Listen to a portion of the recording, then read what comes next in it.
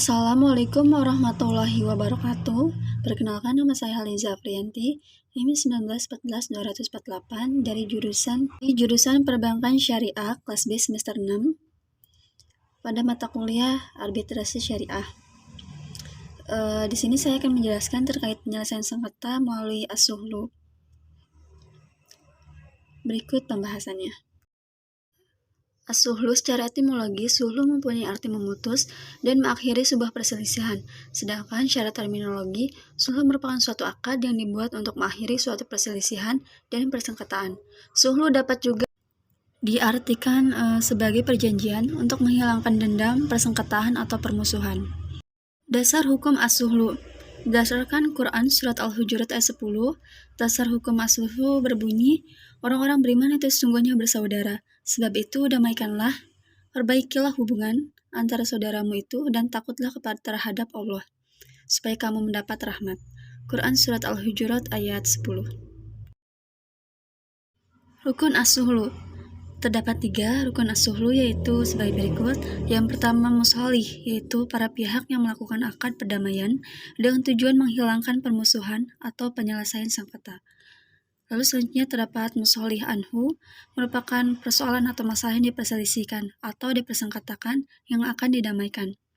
Lalu yang ketiga terdapat musholih alaihi, yaitu akad yang membuat perjanjian kedua belah pihak bisa berdamai. Untuk menjalankan pendamaian melalui as-suhlu terdapat beberapa syarat yang perlu dipenuhi, yaitu yang pertama, kedua belah pihak sepakat damai adalah orang-orang yang sah melakukan hukum. Jadi dalam as-suhlu, kedua belah pihak harus benar-benar setuju untuk dapat menyelesaikan melalui jalur perdamaian. Tidak ada paksaan dari pihak manapun. Lalu selanjutnya yang kedua adalah tidak ada paksaan dari pihak manapun, seperti yang saya jelaskan tadi sebelumnya, bahwa dalam menjalankan perdamaian melalui as-suhlu, kedua belah pihak tidak menjalankannya secara terpaksa, melainkan berdasarkan ridho sama ridho untuk dapat mengatasi permasalahan tersebut melalui jalur perdamaian. Jenis rekonsiliasi as-suhlu.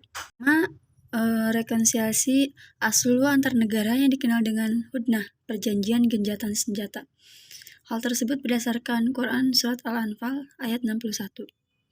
Lalu selanjutnya yang kedua terdapat rekonsiliasi as-suhlu antar pemerintah dengan kelompok pemberontak yang dikenal dengan konsep lughoh atau makar, berdasarkan Quran Surat Al-Hujurat ayat 9.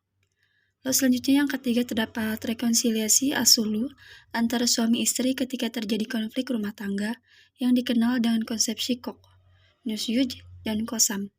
Quran Surat An-Nisa ayat 128.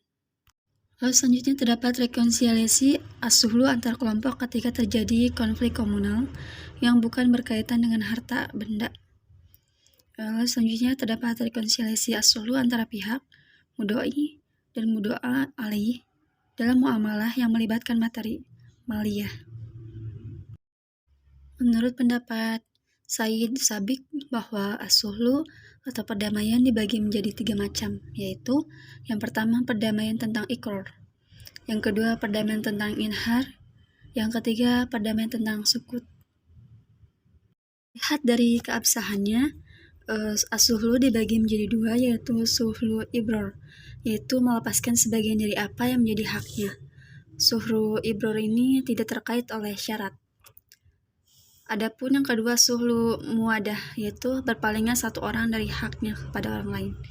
Hukum yang berlaku pada suhlu ini adalah hukum jual beli atau al-bai' yang biasa kita kenal dalam materi perbankan syariah dan akad-akad muamalah lainnya.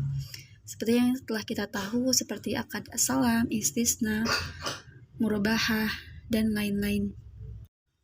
Oke, baik, sepertinya itu saja yang dapat saya sampaikan terkait poin-poin penting pembahasan pada pembahasan jalur perdamaian melalui as-suhlu.